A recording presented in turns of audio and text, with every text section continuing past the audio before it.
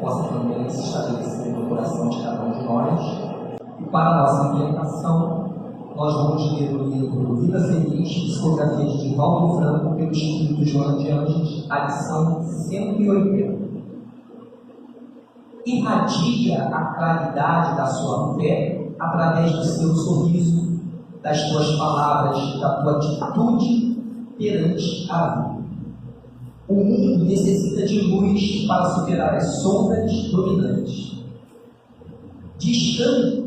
Distende a tua presença confiante e rica de luminosidade, auxiliando os tímidos e os desanimados, os que caíram e os revoltados.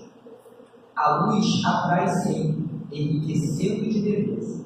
Não deixes que se apague essa estrela, porque haja fatores dissolventes e agressões em volta. Deixa brilhar, apontando rumos idosos para os que anelam por uma oportunidade de realização. Vamos orar. Senhor, nosso Deus e nosso Pai, querido Mestre Jesus, amigos espirituais mentores desta casa, nós só temos a te agradecer, Senhor, primeiramente pela oportunidade da vida, pela oportunidade de estarmos aqui reunidos em teu nome. Que possamos, Senhor, aproveitar esta oportunidade, entendendo a grandeza do seu amor, que a todos nós fortalece e consola. Te pedimos por todos aqueles que estão a caminho, por aqueles que não puderam vir, e te pedimos também, Senhor, pelo nosso irmão, que fará o trabalho da noite, para que ele seja envolvido muito bem, para trazer para cada um de nós aquilo que precisamos ouvir. Que a tua luz e a tua glória esteja sempre conosco, hoje é agora sempre, graças a ti, Senhor. Nós temos a apresentação da aula espírita com a nossa irmã Fátima. Paz e alegria. Hoje, para a divulgação da uma obra, nós trazemos o livro da Lúcia Moisés, e é sobre o autismo. A evangelização de portas abertas para o autismo. Ela traz, essa leitura do livro de Moisés, nos revela uma extraordinária possibilidade de inclusão para os jovens e crianças autistas que enfrentam uma encarnação de desafios e crescimento espiritual, através também de relatos emocionantes dos próprios autistas que falam de seus sentimentos, posicionamento de uma alma presa em seu próprio corpo e às vezes sem possibilidade de se comunicar, mas vivendo e sentindo como qualquer filho de Deus. Então esse livro, ele traz vários temas, como entendendo o transtorno do espectro autista, que é chamado de TEA. Os desafios da comunicação, barreiras na comunicação que influem na interação social, autistas que não falam, mas se comunicam, concentração do eterno desafio, como aprendemos, ênfase nos pontos fortes, e o espírito inteligente que anseia ser ouvido. Esses e outros temas estão aqui nesse livro, e Carlos Campetti que fala sobre o prefácio. Ele tem um filho autista e indica de uma maneira assim muito bonita a leitura desse livro, pois ele, enquanto pai, esclareceu muitas questões para ele. Então, indicamos a leitura do livro A Evangelização de Portas Abertas para o Autismo.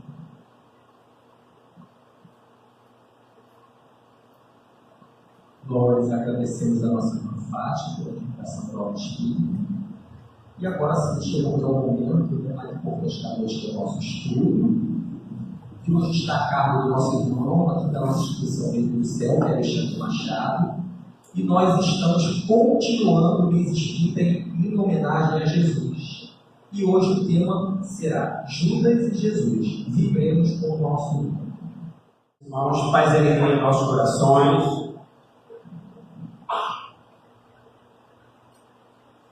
Que nós possamos refletir juntos sobre esse tema tão oportuno, tão importante, esse mês em que nós homenageamos o nosso querido Mestre Jesus, trazendo essa outra figura, né, evangélica, que é Judas. Então, Judas e Jesus. Refletirmos e nos sensibilizarmos. E ele faz lembrar que algo que marca, né, a vida de Judas é essa ideia da traição dele com relação a Jesus. Mas o vídeo também mostra a ideia do arrependimento e do desejo de reparação. E aí nós nos lembramos de uma frase atribuída a Chico Xavier que diz que, embora ninguém possa voltar atrás e fazer um novo começo, todos podemos começar agora e fazer um novo. E aí nós vamos entender melhor essa colocação atribuída a Chico, vai fazer todo sentido ao longo do nosso estudo. Mas esse vídeo, ele nos faz refletirmos. Será que Judas realmente traiu Jesus? E se traiu, por que motivo? Qual era a sua real intenção? E como era a relação entre Judas e Jesus? Nós vamos nos debruçar sobre isso ao longo do estudo. Nós vamos começar falando um pouco sobre o Judas histórico, né? Trazendo algumas informações históricas para a gente se situar. Era filho de Simão de Queriote, ou Simão Iscariote, né? A gente vai encontrar várias formas, né, de colocação do nome. Judas, em grego, Eudas, é o nome de apóstolo que mais vezes aparece nos evangelhos depois do de Simão Pedro. Pedro foi líder lá do grupo apostólico. E aí a gente se questiona, né, reflete, por que será que o nome de Judas aparece tanto nos evangelhos? Deve haver alguma importância. Aparecer tantas vezes, porque deve ter aí a sua importância. E é importante nós não confundirmos Judas Iscariote com Judas Tadeu, que foi outro dos 12 apóstolos. Não é dele que nós estamos falando na noite de hoje. Várias explicações para o termo Iscariote. A mais provável é uma conotação política ligando ao grupo dos sicários, que era uma ramificação do grupo dos zelotes. O termo zelote significa literalmente alguém que é ciumento em nome de Deus, ou seja, alguém que demonstra excesso de zelo, de cuidado, né? Seria zelosos com as leis divinas, né? Pelo menos na teoria, na prática, nem sempre era assim. Então, os Iscariotes, esse termo, né, o de Judas Iscariotes, há uma associação com Queriote, que tanto, né, seria o sobrenome do pai, da família, mas também o nome de um lugar, do seu local de origem, né, uma cidade na Judéia, porque ele era o único apóstolo que não era da Galileia, dos 12. E uma coisa não anula a outra, tá? Essa questão mas afinal, nome de família ou era a cidade dele? E a época era muito comum que as pessoas utilizassem os seus nomes de lugares de origem. Vide Maria Madalena, Maria de Maridala, que era Maria da cidade de Maridala. Então, era algo comum, né, cultural, aí a época. Ou o nome aí da família, do pai, também do local de origem. E essa questão dos zelotes aí, era um grupo de judeus que lutava contra a dominação romana e o pagamento do imposto romano. Era um grupo político que havia ela, né? Inclusive alguns, né, dos apóstolos, de Judas, parece que tinha ligação com esse grupo. Segundo Zacarias, profeta do Antigo Testamento, havia o ministério do prometido Messias, o enviado de Deus, lá desde o Antigo Testamento, né, tinha as profecias, seriam avaliados em 30 moedas de prata. Isto significava que os líderes religiosos judaicos foram induzidos, levados a avaliar a vida e ministério de Jesus como dotada de bem pouco valor. Então nós vemos aí um tipo de desvalorização de Jesus por parte dos líderes judeus, religiosos judeus de sua época, levando a um descrédito e muitas vezes a um desprezo mesmo. Isso vai fazer bastante sentido mais para frente. Aí, continuando sobre essa questão do valor aí, Judas teria entregue Jesus por 30 moedas de prata, que provavelmente seriam ciclos e não denários, como frequentemente se julga e afirma. Esse era o preço de um escravo, trazendo o Jesus de um escravizado, usando o termo mais atual. Então, o valor que Judas recebeu do Sinédrio, nós vimos, o vídeo mostra isso, lá no perto, enfim, era pequeno, era um valor insignificante, até porque, para quem não sabe, Judas, ele era comerciante em Cafarnaum e tinha uma condição social, econômico-financeira, social e cultural diferenciada em relação aos demais apóstolos. Tinha uma certa cultura, era mais letrado e também uma condição melhor. Então, teria sido realmente pouco dinheiro, por enquanto você está refletindo, pensando sobre isso.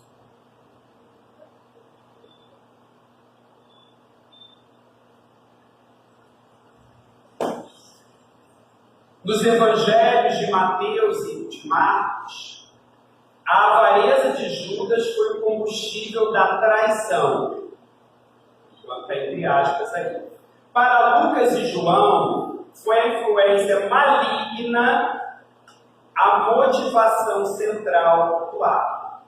Os próprios evangelistas aí trazendo diferentes motivos para isso daí. E nós vemos, meus irmãos, que ao longo da história, Judas ele é visto realmente como um traidor. Ele entra para a história com essa imagem, com essa fama de traidor de Jesus, e é retratado, não sei se estão observando as imagens que a gente trouxe nos slides. É bom a gente reparar, observar. Porque ele é retratado de forma bastante negativa, sombria, maligna e até mesmo diabólica, inclusive nas pinturas, desenhos, imagens, ao longo da história.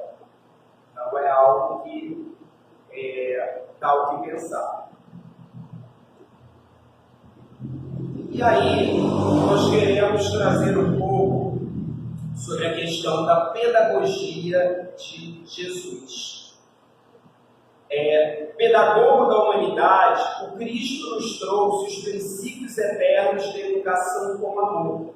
Jesus, mestre educador por excelência, ele nos trouxe a pedagogia do amor. E aí, em relação a isso, nós nos lembramos de uma colocação em uma das epístolas de Pedro, do apóstolo Pedro, quando ele diz: o amor cobre a multidão de pecados. E nós vamos ver que tem tudo a ver com a história desse nosso irmão Judas. Falando ainda sobre a pedagogia de Jesus, a gente quer trazer um dos princípios de aprendizagem que tem a ver com o estudo de hoje.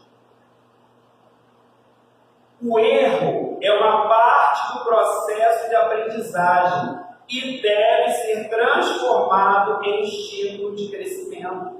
E aí nós temos essa lição de Jesus, famosa lá da passagem da mulher adúltera: vai e não tornes a pecar. Então, dentro da pedagogia de Jesus, que é a pedagogia do amor, o erro, o equívoco, também é um recurso pedagógico, é fonte sim de aprendizado. Mas para se aprender a não cometer, a não repetir o mesmo erro, num processo de amadurecimento e mudança de atitude. Em nenhum momento Jesus é conivente com o erro. Ele Ele não fica passando a mão na cabeça dos nossos erros, fazendo vista grossa, nada disso. Vá e não peques mais para que não te aconteça mal pior. Foi o que ele disse para a mulher adúltera, falando para todos nós, para a humanidade inteira. Mas mostrando que temos uma nova chance, uma nova oportunidade. E aí, nós vamos falar um pouco mais diretamente agora sobre Judas e Jesus. Judas, ele se torna uma espécie de tesoureiro do grupo apostólico ali dos apóstolos. Era comerciante, estava acostumado a lidar com dinheiro, né, tinha essa facilidade, letrado. Então, ele se torna uma espécie de tesoureiro. E algumas características dele são importantes para a gente trazer para entender um pouco melhor o que se passa. Né? Ele tinha preocupações materiais excessivas, né? Lidar com dinheiro, e dificuldade de compreensão da missão divina de Jesus, da grandeza da missão divina de Jesus. Mas isso não era só ele, não. Apóstolos, de modo geral, tiveram essa dificuldade, uns mais, outros menos, de uma forma ou de outra. E a dele foi justamente levar as coisas muito para o lado material. Além disso, ele também se caracterizava por uma ansiedade e impulsividade. Inclusive, ele às vezes tinha várias iniciativas, tomava decisões sem consultar Jesus antes. Então ele se atropelava e atropelava o mestre. E também tinha o hábito de reclamar, criticar, julgar tudo e todos, afastando as pessoas dele, inclusive outros apóstolos, que também começaram a se afastar. Então, ele acabou ficando numa espécie de isolamento. E ao perceber esse afastamento dos demais, ele se vitimiza diante de Jesus. Buscou Jesus, conversar sobre isso, se colocando como vítima, como coitado, né? Puxa vida, chegar as pessoas se afastaram, né? Coitado. E aí, Jesus dialoga próximo a Nazaré.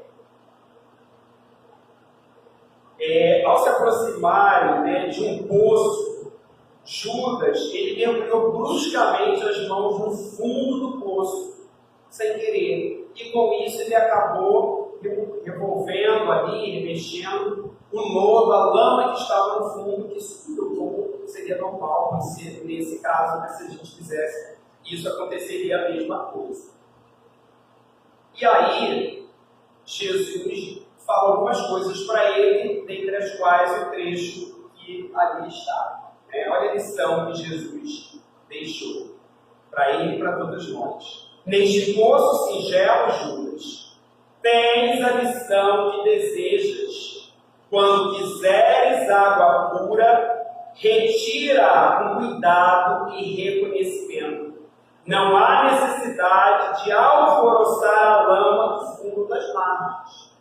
Então Jesus aqui, ele ensina Judas que no intuito de purificação das pessoas não havia necessidade de remexer no passado equivocado delas como ele costumava fazer. Não era dessa forma que ele iria conseguir ajudá-las a se purificarem e se libertarem.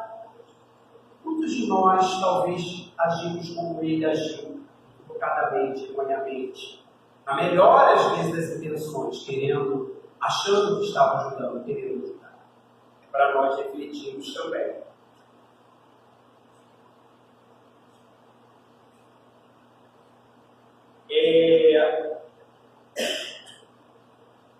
O que acontece? Jesus ele diz o seguinte para ele, Quando tiver, nesse mesmo diálogo, ele complementa, quando tiveres sede de ternura e de amor, faze o mesmo com teus amigos. Recebe-lhes a cooperação afetuosa sem cogitar do mal, a fim de que não percas o bem supremo.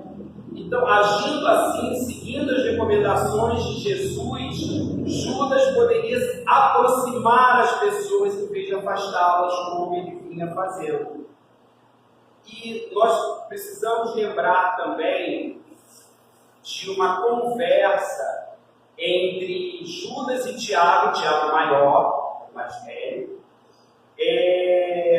após a entrada triunfal de Jesus em Jerusalém, o chamado Domingo de Ramos, logo após esse fato. Nessa conversa, esse diálogo, Judas, ele colocava suas ideias em relação a Jesus, em relação ao Evangelho, ao movimento lá deles. E ele achava Jesus bonzinho demais para conseguir libertar os judeus do domínio romano. E por influência de doutores da lei, Judas começou a se aproximar de doutores da lei, homens influentes, poderosos e influenciantes. Afinal de contas, não eram pessoas poderosas e influentes. O que eles iam poder ajudar? Na vitória do cristianismo, do Evangelho. Segundo ele, Judas, Jesus ele deveria se aliar sim a pessoas poderosas e influentes para assim garantir a vitória do Evangelho. A intenção dele era a vitória do Evangelho. A convenção das pessoas ao cristianismo se tornassem cristianos. E Tiago ele fez vários alertas, lembrou várias orientações e recomendações de Jesus, alerta sobre o cuidado de ficar preso ao poder temporal, dessas ligações políticas que ele vinha fazendo, mas infelizmente Judas não ouviu aquela história. Por aqui, sai por aqui, popularmente. E com isso, Judas, logo em seguida, logo na manhã cedinho, na manhã seguinte, ele procurou Sinédrio, que é o Supremo Tribunal dos Judeus, e fez um acordo com eles, especialmente com Caifás, que era o sumo sacerdote lá, judeu. Que acordo foi esse? Ele entregaria Jesus e assumiria o comando do movimento cristão, do grupo apostólico. Com o poder, qual era a intenção dele? Ele libertaria Jesus e conferiria a Jesus autoridade para converter lá os poderosos influentes ao cristianismo. Na cabeça dele, com poder, passaria parte do poder para Jesus, e com o poder de Jesus ia conseguir converter lá os poderosos influentes. E com isso o cristianismo sairia vitorioso. Esse seu plano, essa sua ideia, essa a sua intenção. Ele assumiria um papel de destaque, Jesus ficaria no papel figurativo e secundário, mas depois iria garantir essa vitória. Então é para a gente, esse dado que a gente está trazendo, é muito importante para a gente entender a verdade dessa história. E aí a gente começa a mudar a visão. Essa informação, meus irmãos, é uma informação que a gente encontra no livro Boa Nova, de Humberto de Campos, psicografia do nosso querido Chico Xavier, capítulo 24, a ilusão do discípulo, é o título do capítulo, que já nos mostra alguma coisa também. E lembrando que na última ceia de Jesus com os apóstolos, Jesus previu que um deles o trairia. E aí causa aquele alvoroço entre os apóstolos, querendo saber quem é, aquele olhar de desconfiança do outro, e Judas silencioso. Ele já tinha feito a coisa. E mostrou, o vídeo mostra, sobre a questão do beijo de Judas, que era o sinal combinado para que os soldados identificassem Jesus e o prendessem. e acaba ficando como ficou para a história, como um símbolo de traição. As pessoas até hoje usam, beijo de Judas, abraço de Judas, como se algo de traição, de infidelidade. Mas é interessante que quando Judas se aproxima de Jesus, os soldados vindo logo atrás, Jesus se volta para ele e lhe pergunta, olha bem no fundo dos seus olhos e pergunta: aqui vieste? Aqui vieste? Qual a intenção, amigo? Te aproximas de mim por quê? Claro que Jesus sabia. Mas era para que Judas pudesse também refletir sobre suas intenções, seus planos, seus propósitos. Porque às vezes nós temos a melhor das intenções em determinadas situações da vida, mas nem por isso significa que deixamos de estar equivocados em algumas atitudes, ainda que bem intencionadas. E isso é importante nós compreendermos.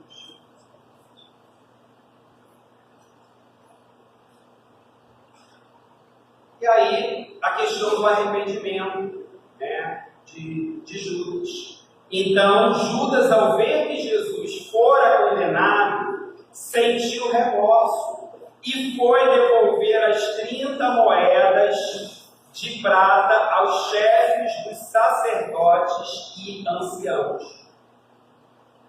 Então, só ali é que Judas percebeu o seu grande equívoco, vendo que o seu plano havia dado errado, havia falhado, que a situação havia fugido do controle. Ele achou que tinha o controle da situação, mas não tinha, como muitas vezes nós também não temos. Quantas vezes achamos que temos o controle de uma situação e acontece uma reviravolta e percebemos que não tínhamos o controle? Assim também aconteceu. A gente está procurando, meus irmãos, trazer para a nossa vida, a nossa realidade, coisas que aconteceram comigo. Porque às vezes a gente se coloca num patamar superior quando fala de estudos. Será que somos tão superiores, tão melhores quanto as atitudes que teve? Para a gente parar e refletir. Judas lhes disse: pequei, entregando à morte sangue inocente. Eles responderam: e o que temos nós com isso? O problema é seu. Judas jogou as moedas do santuário do templo, e saiu e foi enforcar-se. Se enforcou numa figueira. Infelizmente, acabou cometendo suicídio. Outra coisa também que envolve a imagem deles, o traidor que se matou, que se suicidou. Assim que, infelizmente, ele acabou entrando para a história. Mas nós vemos, aqui por esse trecho, tudo que conversamos até agora, que ele, na verdade, será que ele foi traidor ou foi traído? É para a gente parar para pensar e refletir.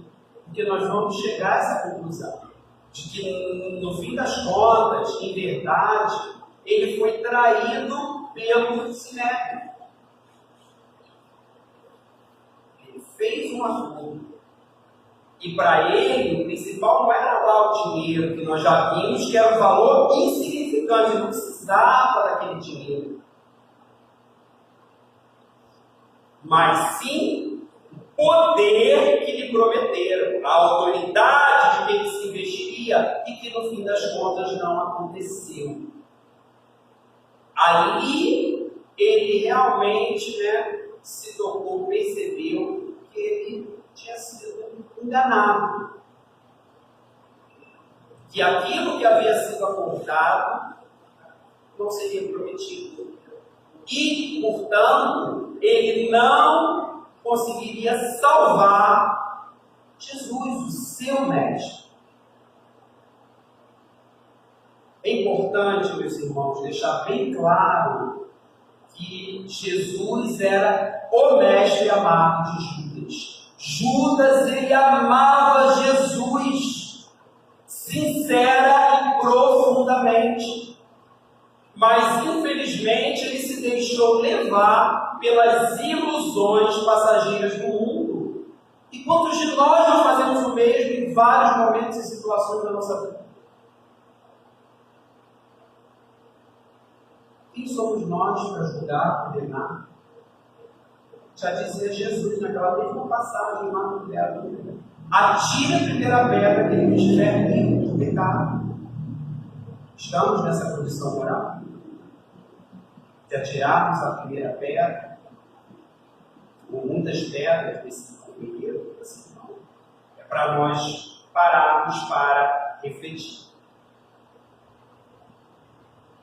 Um amigo não esquece a dor de outro amigo que cai. Esse é um trecho de um belíssimo poema do livro Coração e Vida, de Maria Dolores, no capítulo 14, intitulado Amor e Perdão, que mostra Maria Dolores, de forma poética, belíssima. Ela mostra o encontro, aquele momento em que Maria Madalena foi após a crucificação de Jesus. Ela foi lá ao túmulo, estava vazio, encontrou vazio, e Jesus lhe aparece e se trava. Ela, no primeiro momento, não reconhece o mestre, mas depois ela o reconhece e se trava um diálogo entre eles. E aí nós vamos ter a partir dessa parte do poema que inicia e vai esse diálogo. E aí, de repente, alguém está com esse tema, é Maria Madalena, nós vamos entender. Ela gritou, Senhor, ele disse, Maria. Ela era a expressão da perfeita alegria, ele, o perfeito amor. Madalena ajoelhou-se e quis beijar os pés. Maria, por quem és, explicou-se Jesus. Não me toques, porquanto não te esperava aqui neste recanto, e ainda não fui ao Pai revestir-me de luz. Maria, surpreendida, indagou em seguida, Senhor, onde estiveste? Em que jardim celeste encontraste o descanso necessário? Que vem de Deus nos dons da paz completa? Perdoa-me, Senhor, a pergunta indiscreta. Dói-me, porém, pensar na angústia do Calvário. Revolto-me, padeço, mas não venço a mágoa de lembrar-te o sacrifício imenso. Mas Jesus respondeu, não, Maria, não fui ainda ao alto, nem me levei sequer um palmo à luz do firmamento. Quem ama não consegue achar o céu de um salto. Ao invés de subir aos altos resplendores, desci, mas desci muito aos reinos inferiores. Despertando no túmulo, escutei os gritos da aflição de alguém que muito amei e que muito amo ainda. Embora visse além a luz sempre mais linda, sentia nesse alguém um amado companheiro, em crise de tristeza e de loucura. Fui à sombra abismal para a grande procura, e ao reencontrá-lo, amargurado e louco, a ponto de não mais me conhecer, demorei-me a afagá-lo, e pouco a pouco consegui que ele, enfim, pudesse adormecer. Senhor, interrogou a Madalena, quem é o amigo que te fez descer antes de procurar a luz do Pai? Mas Jesus replicou em voz clara e serena, Maria, um amigo não esquece a dor de outro amigo que cai. Antes de me altear a celeste alegria, ao sol do mesmo amor a Deus em que te enlevas, vali-me após a cruz das grandes horas mudas, e desci para as trevas, a fim de aliviar a imensa dor de Jesus.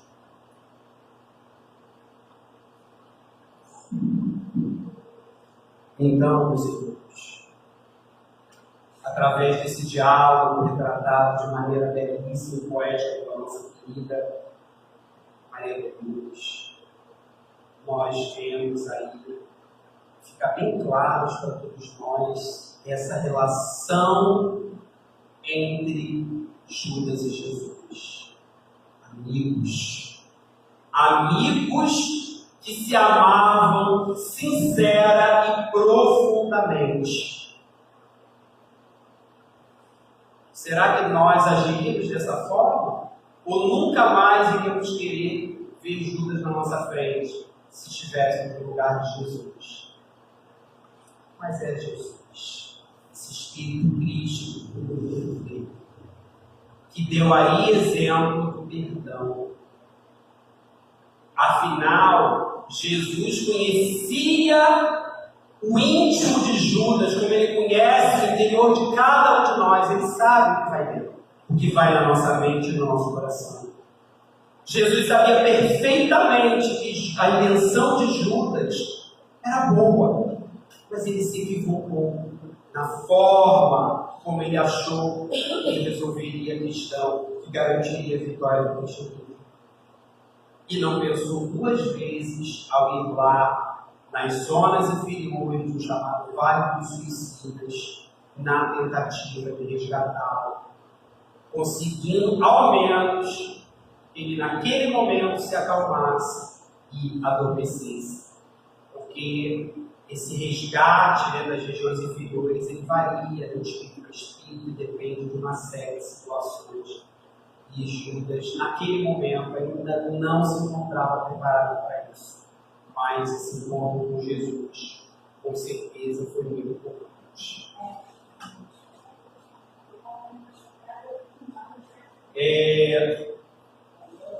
Aí, meus irmãos,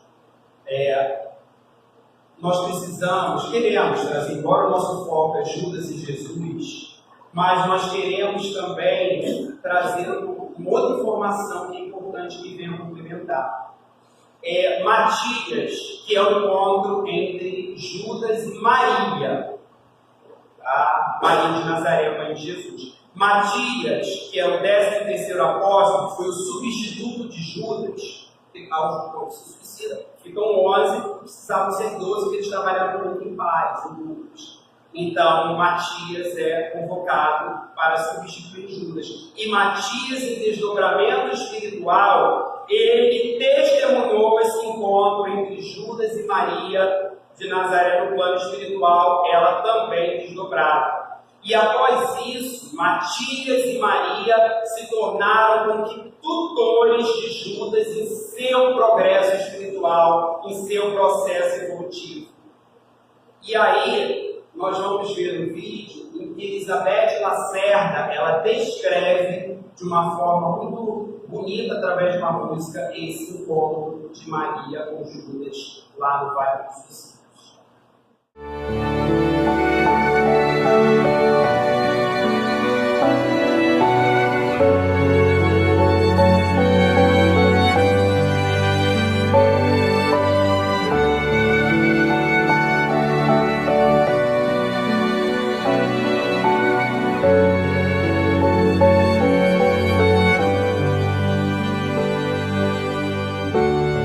Judas triste, solitário, relembrando o Calvário, cego de tanto sofrer, tem a culpa e o remorso a lhe doer. No meio da noite escura, escuta a voz da brandura: meu filho, por que choras?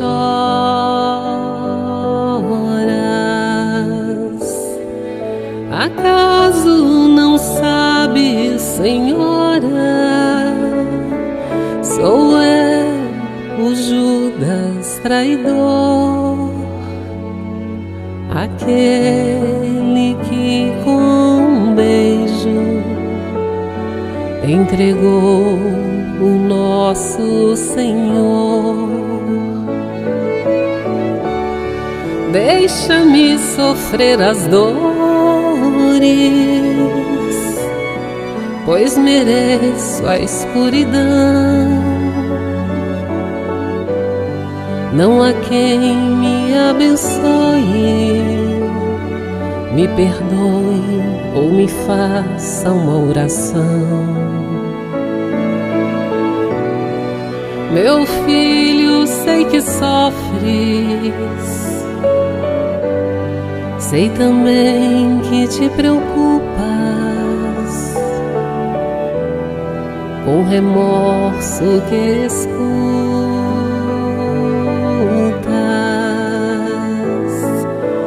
Venho apenas falar-te, confia em Deus que é teu Pai.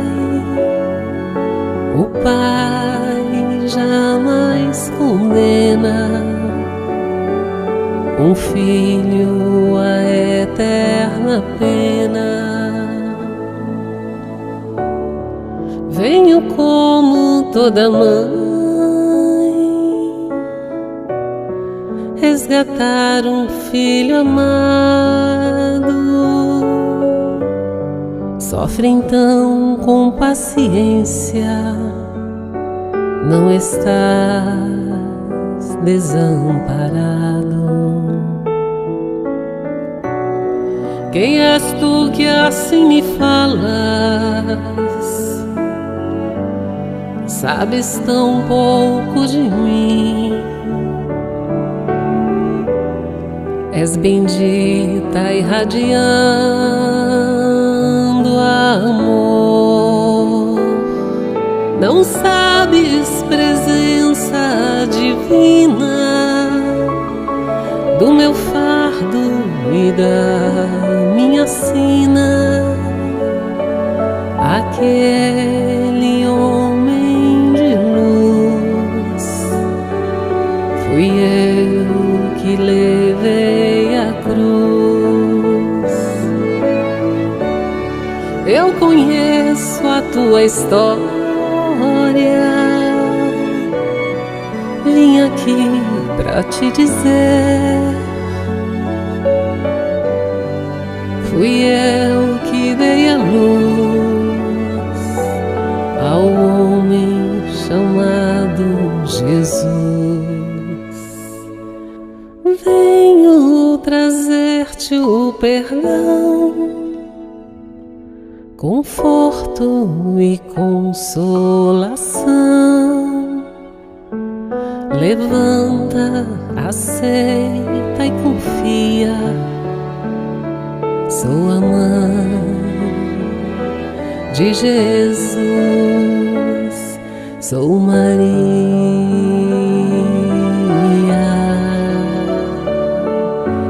Vem, dá-me tua mão, vamos recomeçar. Sou a mãe de Jesus, sou Maria.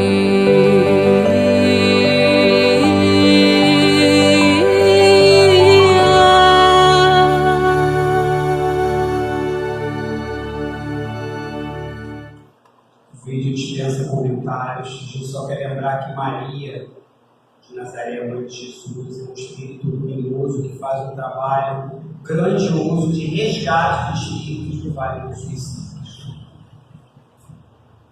Caminhando para o final do nosso estudo, nós queremos trazer do livro Crônicas de Além Túmulo, também de Humberto de Campos, Grafite de Chico Xavier, capítulo 5, Judas Iscariotes, que mostra o diálogo entre Humberto de Campos e Judas em Jerusalém. Ambos desencarnados, o encontro espiritual, justamente no período da chamada Semana Santa.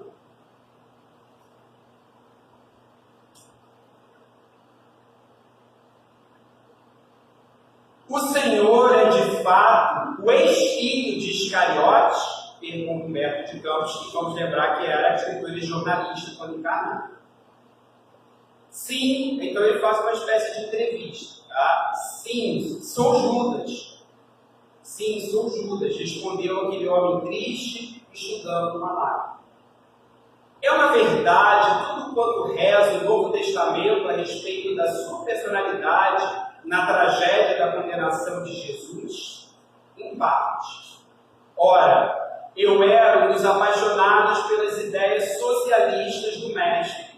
Porém, o meu excessivo zelo pela doutrina me fez sacrificar o seu fundador.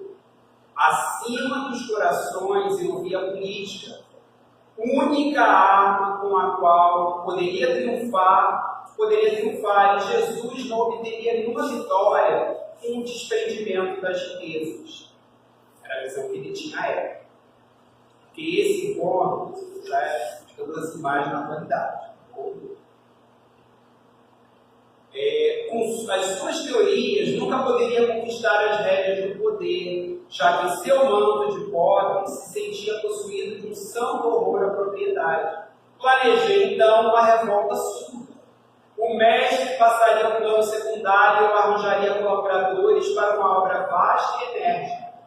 Entregando, pois, o mestre a Caifás, não julguei que as coisas atingissem um fim tão lamentável. E, ralado de remorsos, presumi que o suicídio era a única maneira de me redimir aos seus olhos. Então, nós temos aqui nesse trecho o reforço da ilusão de Judas, que já comentamos, planejando uma revolução material, por não compreender ainda que a proposta do Evangelho de Jesus é de revolução interior, reforma íntima, de dentro para fora. E fica um alerta com esse trecho do perigo de se misturar religião e política, que não costuma dar certo. Continua o diálogo. E chegou a salvar-se pelo arrependimento? Não consegui. O remorso é uma força preliminar para os trabalhos de reparadores. Depois da minha morte trágica, submergi-me em séculos de sofrimento expiatório da minha falta, de ação e reação, causa e efeito. Sofri horrores nas perseguições infligidas em Roma aos adeptos da doutrina de Jesus, e as minhas provas culminaram em uma fogueira inquisitorial, onde, imitando o mestre, fui traído, vendido e usurpado. Vítima da femonita traição, deixei na terra os derradeiros resquícios do meu crime, na Europa do século XV. Desde esse dia em que me entreguei por amor do Cristo, a todos os tormentos e infames que me avultavam, com resignação e piedade pelos meus verdugos, carrascos, fechei o ciclo das minhas dolorosas reencarnações na Terra. Fechei o ciclo das minhas dolorosas reencarnações na Terra. Que fique bem claro. Sentindo na fronte o ósculo, o beijo do perdão de minha própria consciência. Então, nesse trecho, nós temos a informação de que Judas, ele passou por várias reencarnações dolorosas, expiatórias, na condição de cristão. E a última delas, tendo sido na França, século XV, 1400 e alguma coisa, como Joana d'Arc, que foi queimada nas fogueiras da Inquisição, como bruxa, por suas visões, as vozes que ouvia, sobretudo de Santa Catarina e Santa Margarida, que lhe apareciam com frequência e a orientavam. E após ela comandar o exército francês, garantindo assim a vitória da França, ela foi traída e condenada à morte pelo rei Carlos VII, que se dizia seu amigo. Assim, ela encerrou o seu resgate lá, desde a época lá da condição de Jesus. Encerrou, foi um processo com várias encarnações, mas que ali terminou. Zerou a dívida. E nós estamos falando de século XV, olha quanto tempo. E ainda ficamos presos nisso. Infelizmente. E está hoje meditando nos dias que se foram, que, como falamos, esse encontro foi no período da chamada Semana Santa. Sim, estou recapitulando os fatos como se passaram. E agora, assim com Jesus, que se acha no seu luminoso reino das alturas, que ainda não é deste mundo, sinto nessas estradas o sinal dos seus passos divinos. Vejo-o ainda na cruz entregando a Deus o seu destino. Sinto a clamorosa injustiça dos companheiros que o abandonaram inteiramente e me veio uma recordação carinhosa das poucas mulheres que o ampararam no doloroso trânsito. Em todas as homenagens a ele prestadas, eu sou sempre a figura repugnante do traidor. Olho complacentemente os que me acusam sem refletir, se podem atirar a primeira pedra. Sobre o meu nome pesa a maldição milenária, como sobre estes sítios, estes lugares, cheios de miséria e de infortúnio. Pessoalmente, porém, estou saciado de justiça, porque já fui absolvido pela minha consciência no tribunal dos suplícios redentores. Já fui absolvido pela minha consciência no tribunal dos suplícios redentores. Mas, infelizmente, meus irmãos, nós temos na chamada Semana Santa o chamado Sábado de Aleluia, com a tradição da malhação dos Judas. Triste, lamentável, infeliz tradição. E que deixa esse irmão, esse companheiro, triste. Ele, todo ano nessa época, ele vai a Jerusalém e se recorda dos fatos, dos episódios. Fica triste por perceber que a humanidade ainda está naquele tempo, naquele momento, ainda com aquela visão sobre ele. Mas precisamos entender e ter clareza, meus irmãos, que Judas, ele é hoje, aliás, já há um bom tempo, um espírito redimido, renovado, que já evoluiu bastante, está anos-luz à nossa frente, anos-luz à nossa frente, em termos evolutivos, e que inclusive voltou a fazer parte do grupo apostólico de Jesus, tanto que ele diz que está hermanado com ele. Voltou a ser um colaborador ali de Jesus nesse trabalho, e nós ainda naquela, lá presos ao passado. E finalmente, termina dizendo: quanto ao divino mestre, continuou Judas com seus prantos, infinita é a sua misericórdia não só para comigo, porque se recebi 30 moedas vendendo aos seus algozes carrascos, há muitos séculos ele está sendo criminosamente vendido no mundo a grosso e a retalho, quer dizer, a torta e a direita, por todos os preços, em todos os padrões do mundo monetário. E aí diz Humberto de Campos, é verdade, e os novos negociadores do Cristo não se informam depois de vendê-lo, ou seja, querendo dizer que não se arrependem, sem ter o mínimo de remorso. Então, ele traz esse alerta de que, na atualidade, há muitos vendendo Jesus, utilizando Jesus, a religião, como pretexto para satisfazer interesses pessoais, materiais e muitas vezes muito mesquinhos. Portanto, meus irmãos, nós queremos terminar o nosso estudo colocando o seguinte: em vez de nós mantermos uma visão equivocada, errônea, deturpada de Judas, prendendo-nos aos seus equívocos de um passado distante, há mais de 2000 anos, que nós possamos nos inspirar nele, refletindo sobre os nossos próprios erros e procurando consertá-los, corrigi-los, repará-los, mudando, modificando as nossas atitudes, para que um dia nós possamos nos tornar espíritos luminosos, como Judas já o é, e há muito tempo. Muita paz. Nós agradecemos ao nosso irmão Alexandre por excelente trabalho.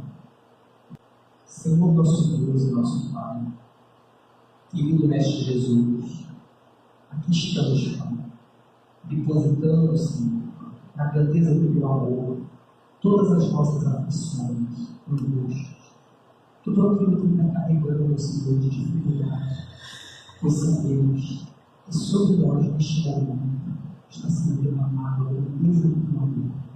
Capaz, Pai, de transformar tudo, transformar a nossa vida em algo melhor.